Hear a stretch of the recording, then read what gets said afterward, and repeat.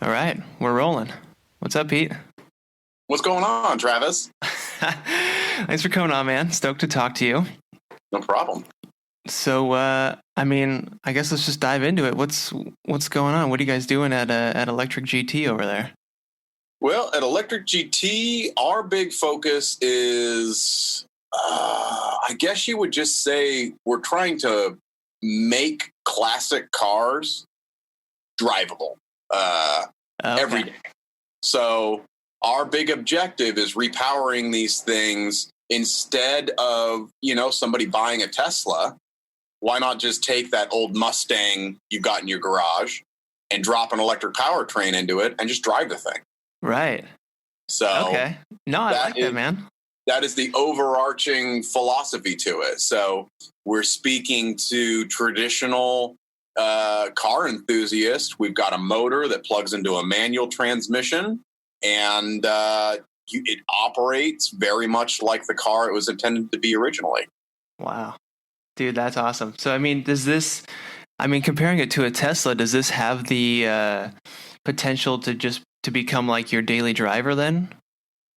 That's the idea. So okay. I'm a classic car guy. I'm a huge Land Cruiser nerd, which is nice. Canter. It's so dumb and expensive, and the thing that holds you back on a lot of these old rigs from being able to drive them every day is not the actual bones of the vehicles.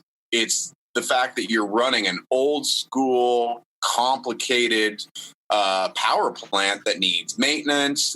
Things that parts are hard to come by for these old cars, and they're not built at the same level, the same tolerances that today's cars are built on. So you just by eliminating the old gas or diesel motor in some cases, you're eliminating all those old moving parts that are several generations old and putting in something with like 3 moving parts total, and relying on the traditional parts of the car that are usually no problems. Manual transmissions, differentials are really the only things left. And all you have to do is you have to keep gear fluid in them, make sure you've got brakes, and you just drive the car. Dude, that's awesome, man. That's the point. Yeah, I love that because I'm sure there's purists who are there's certain cars that you wouldn't want to do this to, of course, right? But I'd want to do it to every car. Oh, okay. Honestly, I love a gnarly V8. I've built some really stupid vehicles, which are a lot of fun. I love the sound. I love the experience. I love, shaking the fillings out of my teeth with a big cam. I love all that stuff. But after playing with this technology in several different platforms, honestly, the vehicles are better. Okay. As far as the driving experience is superior in every way, except for maybe the obnoxious factor, the noise. Right. That you miss, but it's taken over by something else. A weird, your car sounds like it's something out of Blade Runner. Right. And you can still hear the rest of the car. You can hear the shifting, you hear the suspension, you still know that you're in an old car. Mm-hmm. But the power and the drivability of these things is just, it's absolutely phenomenal. Okay. So it's just like this, electric just kind of seems to be like straight up better. It is. The only limitation that we have right now in electric, as everybody who follows this side of what's going on in vehicle development knows, is batteries and charging. Yep. Which that technology is coming. So a lot of the times range does become an issue. If you're looking for a road trip vehicle, we're not there yet. We can get you, it's 2 to 3 miles per kilowatt hour is mm-hmm. what we say in these older vehicles, which when you're packing, 50 kilowatt hours of storage, that can be significant. You're looking at 100 to 150 miles. Yeah. But the fact of the matter is that's all the range that you need to daily drive. So you can theoretically commute to work in your Camaro, mm-hmm. With no fuel penalty. You just plug it in. Yeah. Oh man, that's so fun. That's so exciting to think about that you could, these older cars with they're just so fun and their styling so much, they're just different than newer cars, to be able to have that reliability and ease ability to maintain it, I guess, and be able to drive it every day and not feel like you're, also sucking gallons of gas every time you step on the pedal, Yeah, and the fact of the matter is these old cars, they're never going to happen again. The experience of driving these vintage vehicles, you can't replicate. Mm-hmm. So by doing it the way that we're doing it, by creating a motor that drops in, just like doing a small block swap on anything, we are maintaining the feel of the vintage vehicle. It keeps it, you keep an old school manual transmission that you do need to throw gears around in. Yeah. And, it's the same car you started with. It's just powered by instant torque and instant horsepower. But other than that, it feels very much like the car you started with. Right. No, that's good to hear. Yeah, because that's what I was curious about is does the feel of the car kind of stay the same? But the majority of the car is staying, it's the same car and, build and everything, proportions. It's just the propulsion's changed. Yeah, you're not scrapping the car that you started with. Yeah. So, however, we've got a guy who did an install in Seattle with the Fiat system that we've got. Yeah. He just literally dropped the system in an old Fiat. He didn't update anything. So you got this shiny electric motor in the middle of, the original dusty wiring. Right. And that's the thing. You just treat it. It's an engine swap at this point. It's a motor swap is all it is at this point. You do have, battery storage to worry about. So you got to put that somewhere. And a lot of these old cars, there's just not room. We've got customers coming to us asking for 100 or 150 kilowatt hours of energy storage. And some of these vehicles just don't have it. It's too heavy or the footprint's too big. So, right. You're still retrofitting a vintage vehicle. But for the most part, all of us who even live in the city, 50 kilowatt hours in one of these is enough to get us to do it from work every day. If that's what you want. Yeah, no, totally. Okay, let's kind of go. Can you kind of walk me through like what the process of a conversion, so we can kind of go through everything? Like we kind of just mentioned everything with the batteries and, dropping in the block, but can you kind of take me through the process of how things start and get going? Yeah, absolutely. I mean, the first thing that you do is you pull the motor, and you pull the motor just like you're going to pull it to do any other conversion. Right. You're going to, you leave your factory 12 volt electrical. You leave most of your accessories in there because we repower all of them. You just pull the motor out, and then you drop the fuel tank. You don't need that anymore. Right. And you, pull out the exhaust and the cooling system. Right. Okay. And then after that, you clean it up to whatever level of restoration you want. The electric motor itself, the GTE system drops in. We supply, depending on the application, we supply motor mounts. We supply adapters to the transmission. We have specific adapters and clutches that we've developed specifically for EV retrofitting to a manual transmission. So you've got a lightweight billet aluminum flywheel, and we usually send it with like a stage 2 clutch. You're never going to have to do a clutch again because you're not physically clutching. You do have to shift gears, but you're never burning clutch to start off. Right. And so the whole thing just drops in. And then we can power any factory accessories, electric air conditioning, electric power steering, or, electric conventional hydraulic power steering, where we've got just an electric power steering pump powering your factory power steering, if that's what you're doing.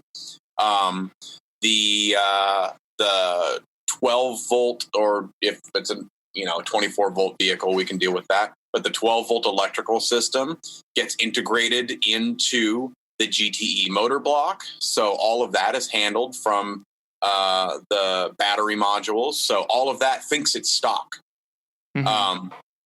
And then we supply everything that you'll need to, you can run your fuel gauge becomes battery storage if that's what you want. Okay. So we can help you. It's just pure electrical, just conventional electrical.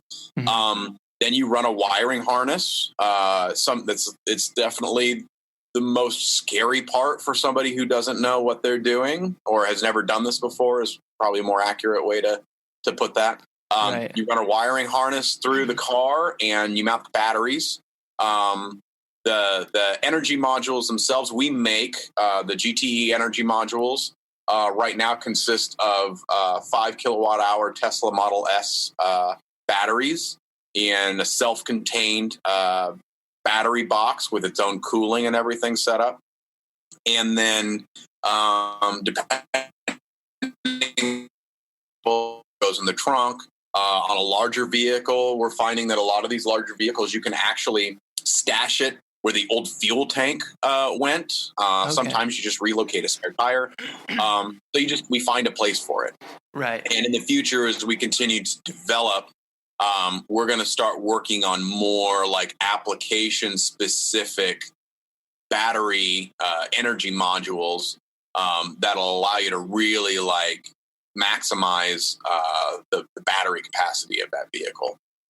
Okay, meaning like smaller, different shapes. Smaller and different shapes, yeah. As we go along, there's a lot of cool stuff in development right now. We're the first. We are the pioneer. So there is no roadmap to doing what we're doing right now. Right. So, as we're releasing products, we've already, we're already 2 generations ahead as far as development. So, mm-hmm. We're moving. It's moving quickly. Obviously, like everybody else, COVID has definitely, slowed things down a little bit for us. But we're still humming along. We've still got plans to attend this year's SEMA show. Nice. We're still building vehicles. So, and R&D has continued as quickly as we possibly can. Right. Cool. And you mentioned the GTE like motor block that you guys use. It looks like, a classic engine block. Like it's the same shape and everything, right? Yeah, we've got 2 different ones for sale right now. We've got the GTE 173 system, which is what you'll find in the Fiat that we've done, that orange Fiat. So that is 130 horsepower, 173 feet-pounds of torque. That's just a single motor, plugs in there. It looks kind of like maybe half of a 4-cylinder engine in there. It's not. Yeah. It's not anything crazy. Yeah, it's tiny. Yeah. And then you'll find the one that's in the FJ40 that has been everywhere is the GTE 253 motor block. And that guy is sitting at about 150 horsepower, 200 feet-pounds of torque, or 250, feet-pounds of torque. And I will tell you that in either of these vehicles, already the GTE 253 that's in that we've got it in a Land Cruiser FJ40, is absolutely terrifyingly powerful. You have to remember that when we're talking about these, the power outputs of these things, that all of that horsepower and torque is instantaneous. Mm-hmm. And remains through the operational range of that motor. We have to limit RPM simply because these old transmissions de-oil when you rev them up too high. So, you got to think that when you've got, on these smaller vehicles, 130 horse, 173 feet-pounds of torque running through, let's call it 6,500 RPM, that is a different experience. So, as we develop new motors, we've got the GTE 353 motor in development, which as we go along, the power numbers keep looking better and better. So that may change. We may change nomenclature on that as we go along. Okay. That guy's going to be north of 250 horsepower, 350 feet-pounds of torque. And it is going to feel like you've got 450 to 500 horsepower. Right, yeah. Because everything is instant. Yeah, I can imagine. As soon as you step on the accelerator, you're off the races. Man, crazy. And then can you kind of help me understand how this works with the transmission and the manual transmission? I don't really understand it fully, I guess. Well, it seems very complicated on the surface. Literally all you're doing is you're taking a different motor, putting it into a conventional clutch and a conventional billet flywheel, but the design itself is the same. And you just plug it into your factory transmission. We supply an adapter and couplers. We have a couple of different styles of clutch. Mm-hmm. And then we just adapt it to whatever transmission bell housing that your car came with or that you installed. So right now, we've got applications ranging, on the smaller car side, air-cooled Volkswagen and Porsche, mm-hmm. Obviously Fiat,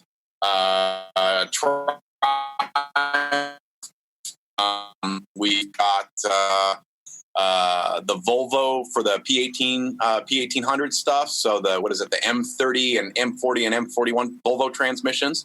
And then on the larger side, on the car side, we've got Ford T5 and top loader, as well as for the muscle guys, T56, Borg-Warner T56 transmissions. And then on the truck side, we've got a GM configuration, NV4500 5-speed manual, and Land Cruiser H41, H42, and H55F transmissions. Already, we've got the designs, the bell housings, everything, and we are selling them for those vehicles. We're adding new applications. Feels like every day. Yeah, right. Yeah, so how does this work? Can it be done on any model car now, or is it only specific models? Any model car with a manual transmission right now, we can do. A lot of we do get some requests for some newer vehicles. Once you move into OBD2 and CAN bus style electrical, you could do it if you wanted to, but you've got a lot of computer programming and everything there that we're just not really interested in. So anything that you can do a conventional small block Chevy swap on, an LS swap, if you will, right? You can, install a GTE system with very little drama going in there, very little custom work. Mm-hmm. We have the GTE vehicle systems that are coming up and on running. We've got, as we mentioned, we've got Land Cruiser 40 and 60 series. We've got Land Rover Defender. And we're working on a lot of full-size pickups. Full-size GM is probably going to be the first that we tackle. Mm-hmm. And then on the car side, first-gen Camaros, Mustangs, all of the old A-body stuff, all of that stuff. We're working on vehicle-specific systems. Porsche, Volkswagen, obviously the Fiat system is up and for sale right now on the website. So early Bronco, the list just keeps on going. As we get further into it, we're figuring out what transmissions work for these vehicles, and if factory transmissions can work, and if we see the demand for it through market research, we have begun developing a system for it. Okay. And so the model specific conversions, those that just kind of make it's more of an easier conversion. Is that what it is, really? Well, all it is that we've worked out the length of your wiring harness.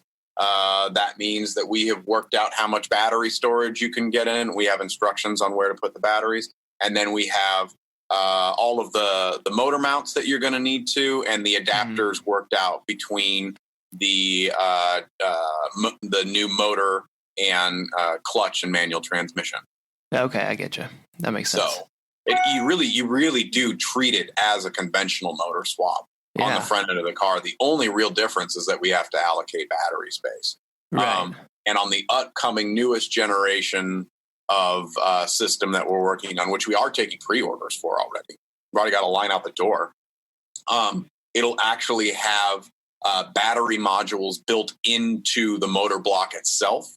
So, depending on how much total range you need, half or a third of your energy storage is right there under the hood, and that also works to help with the vehicle's balance because it weighs about the same as a traditional small block V8 up in the front.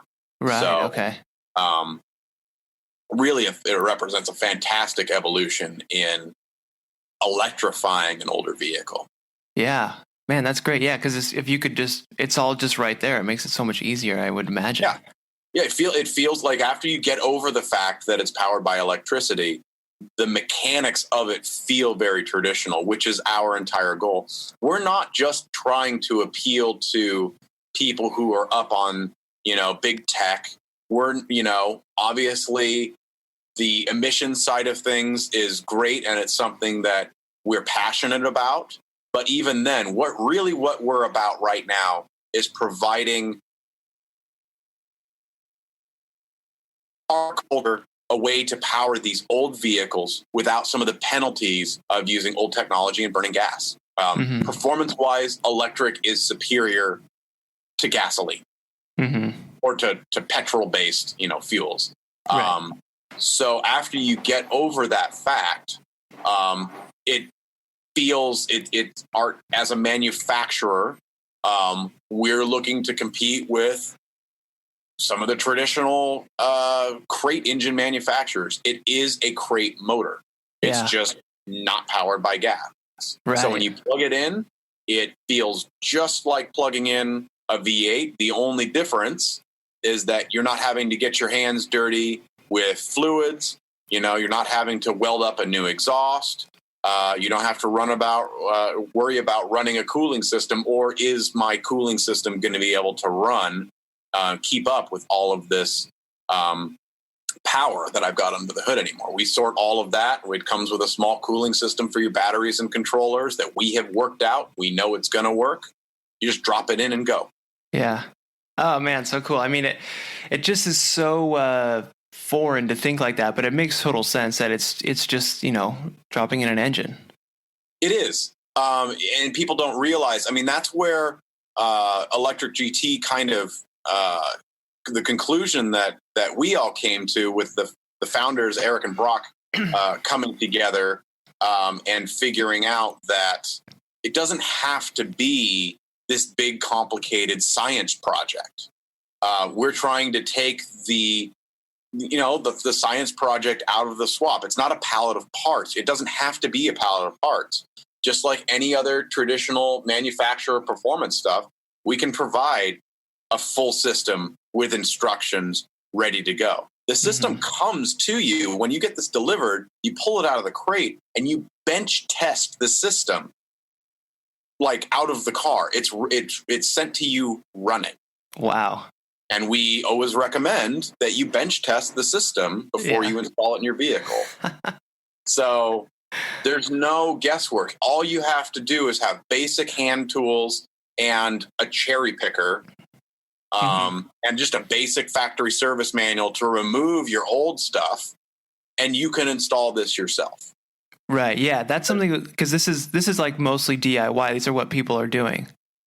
We've got some DIY. One of the things that we've been working on is a traditional dealer network, just like any other manufacturer. So we're working on establishing relationships with speed shops that are going to offer this conversion along with, your LS swap. This is just another option. Yeah, man, very cool. So we do have a significant subsection of DIY guys, especially with the small platforms that are traditionally people usually consider for EV swaps. Your air-cooled Volkswagen stuff, Fiats, Triumphs, all of those smaller cars that you tend to pick up that tend to be more affordable. Those are the guys that we're seeing DIY. right now for the most part, with exceptions. We've got a guy in Colorado who's doing an FJ40 for the full conversion on it. So Wow. it is something that is totally attainable for you to do. After, like I said, after you get over the fact that it's powered by electricity, we've simply worked the whole thing out. It's easier than retrofitting a different ICE engine into any vehicle. You don't have to weld up exhaust, so you don't need a welder. Mm-hmm. You don't need all of that to worry about. You don't have to plumb your cooling system. Yeah. All you do is you plug it in and you go. Man, that's so cool. It makes me think of, I'm not super familiar, but like, in the early 1900s when like cars were coming around, they were figuring out what sort of, propulsion system, if it should be, gasoline powered or electric or steam or whatever. And we ended up going with, gasoline for whatever reason, if it was the, Ford or something. But like, it feels like you're taking us on this alternate timeline, this different universe where, the first gen Camaro would have been electric instead of gas, Well, even down in the 1900s, they had electric vehicles. Yeah. People don't seem to realize that electric cars have been an option for 120 years at this point. Mm-hmm. Really, it's development of the technology. If we want to get into the history of it a little bit, gas won because industry wanted it. It didn't win because electricity is an inferior. They just haven't developed the technology. So we're fine. We're going to see a second coming of vehicle propulsion here with different technologies because we've realized that the limitations of ICE motors, internal combustion, takes a lot of resources. It's really bad for the environment and pollutes a lot. I know that electric vehicles have their own issues with mining and their own impact on the environment. Right. And I do feel like we'll get there as a society on the technology and figuring out how to make this more environmentally friendly. But as it is right now, you're still on the environmental side of things. You're still not creating local pollution. And a lot of times right now, the Tesla modules we used are technically recycled. Oh, okay. So we're not using brand new Tesla modules. We're using Tesla modules that have 10,000 miles on them. Oh, so when you think about it that way, you're really, if that's your thing, you are really practicing what you preach by going with an electric GT conversion. Right. Yeah. Well, and I mean, even on a, performance and efficiency level, combustion engines have had like 100-year head start to, figure all this stuff out. And electric's been 10 years maybe, and it's already surpassing it. Yeah. I mean, obviously we've seen auto manufacturers have been playing with electrical for really, it's like 30 years plus. It's been used in like mining in areas where you can't have emissions. Oh. But it's just not been, it's just like you said, it just hasn't been developed. Mm-hmm. And that's really what's stopping us right now. And the development is coming. On the enthusiast side here, we've just kind of got to wait for the original equipment manufacturers who can afford the battery R&D to slap some new technologies on us. And it is coming. Mm-hmm. Right now, the motors and controllers, we've got that worked out. We're just at the mercy of battery technology right now, which still is not bad when you're talking about range. You just can't go to a gas station and automatically recharge your electric. Right. Yeah. So what about the, I imagine this would be like a little, like kind of fun is where you're putting the charge port. Do most people just put that where the that where the fuel tank goes? That's the coolest thing. Yeah. Yeah. And in our vehicle specific systems, we plan on using the factory fuel tank location just because it's awesome. Right. Yeah. So, that's our whole philosophy. Again, we're trying to, we're speaking to the traditional automotive enthusiast here. So we want that car to feel like the car that it was before the conversion. And we go at great lengths to assure that stays that way after the electric GT conversion. Right. Cool. Well, man, Pete, this was great. Thanks for walking me through all that. Like that, I think that answers all my questions on like conversions and stuff. Can we Perfect. jump back? Because I always like to learn, like kind of how this got started, the history of Sure. electric GT, and how did this all begin? Sure. So a few years ago, one of the founders, Eric Hutchinson, decided to buy a Ferrari that had been burned out, a 308 GT, and just decided after playing around that he was going to make it electric, mainly because he loves to piss people off. Right. So he built that car, and it got a lot of play on several channels. It went up on Top Gear against the Stig drove it against a gas-powered 308 GT, and the electric car smoked it by 10 seconds on the track. So very significant. So he started getting into that. He built himself a second Fiat.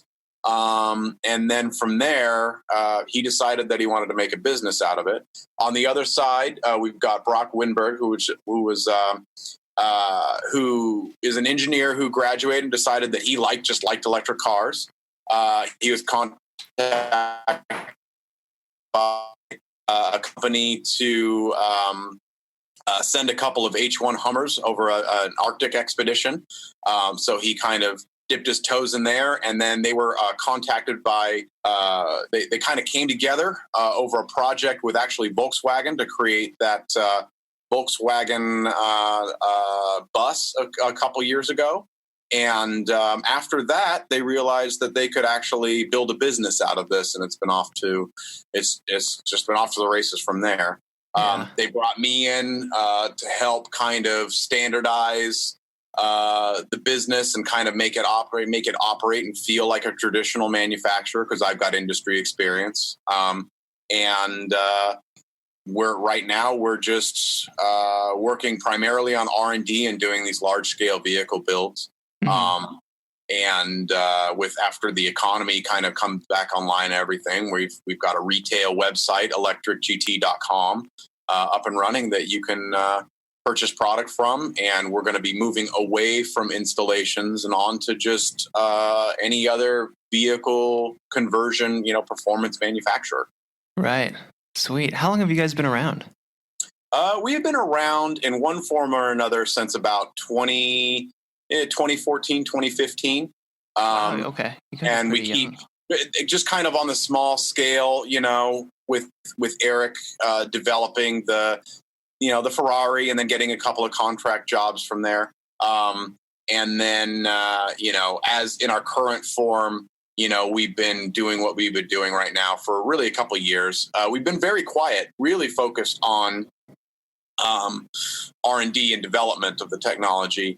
And only really in the last year have we actually fully unveiled ourselves to the public with some big product releases and everything coming at this year's SEMA show. Right. Sweet. Okay. When is SEMA again? I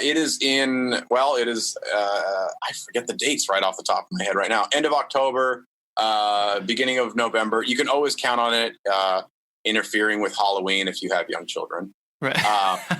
So assuming SEMA goes forward with everything going on with COVID right now, we've got some major announcements that are going to be coming at the SEMA show. So definitely stay tuned for sure. Sweet. Man, it's so fun. I'm so glad you guys are doing this. Can't wait to see what it's going to be like in 5 or 10 years, what you guys are doing. It is so exciting to be. I've worked in the industry for a long time, mainly with four-wheel drives, but it is so exciting to be a part of something that is looking toward the future instead of pretending that the future is just not going to happen. We have to face the fact that internal combustion is going to go by the wayside. Whether it's in 10 years, whether it's in 40 years, it's going to go away. We're already seeing with, cities in Europe, are banning diesel. And they're going to be having a rotation of who can drive, their internal combustion engine in city limits, and that stuff, people don't like to say it, but that stuff is going to have to come here too. Right.